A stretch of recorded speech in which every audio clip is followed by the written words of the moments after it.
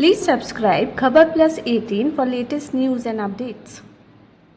कि जब कोरोना का महामारी चल रही है, अर्थव्यवस्था बिल्कुल चरमरा गई है, ऐसे में किसानों के ऊपर इस प्रकार का प्रहार होना बड़ा गलत है।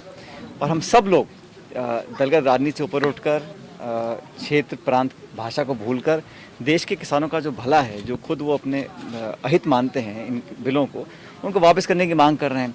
लेकिन सरकार ने जो दमनकारी नीति अपनाई है, पहली बात तो जो प्रकार का घटनाक्रम सामने आया 26 जनवरी को, वो निंदनीय है। मैं समझता हूँ उसकी पूरी जांच होनी चाहिए। किसी भी व्यक्ति ने या संगठन ने कभी इस हमारे तिरंगे की या अपने देश की शान बान पर कभी अगर आंख उठाई है, उस पर उचित कार्रवाई करनी चाहिए। लेकिन उसके बहाने से किसानों पर केस करना, उनको अरेस्ट करना, उनको तंग करना, उससे लोग बहुत आहत हैं। और पूरे देश में, बात सिर्फ एक राज्य की नहीं है, सभी किसान और मैं कहता हूँ हर भारतीय चाहता है कि तीनों कानून को वापस लेना चाहिए।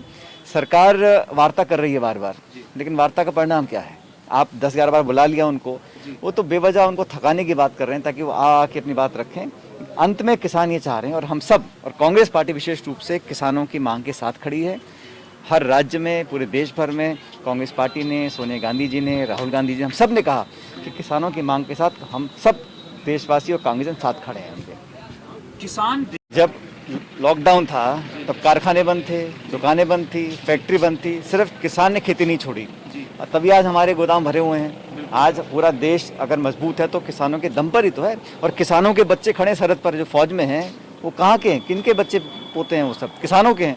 इसलिए किसान और जवान को आमने सामने कर देना ये बड़ा गलत है।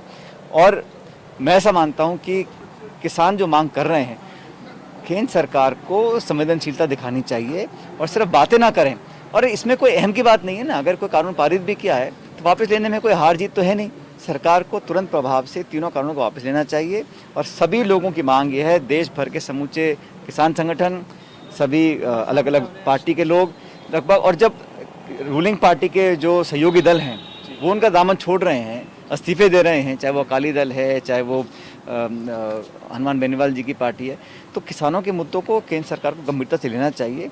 और इस प्रकार के टाल मटोल कर और जो 2-3 दिन पहले देखा हम दिल्ली के बॉर्डर पर जिस प्रकार की घेराबंदी हुई, बैरिकेडिंग करी गई, कीलें गाड़ी गई, मतलब ऐसा दृश्य लगा कि अपने देश के अंदर ही हमारे जो अन्नदाता हैं उनको आप अलगाववादी कहें, आतंकवादी कहें, नक्सलवादी कहें, ये बड़ा गलत है, उनका अपमान हो रहा है। तो किसानों के मान सम्मान के लिए हमारी पार्टी और हम लोग हमेशा खड़े रहेंगे।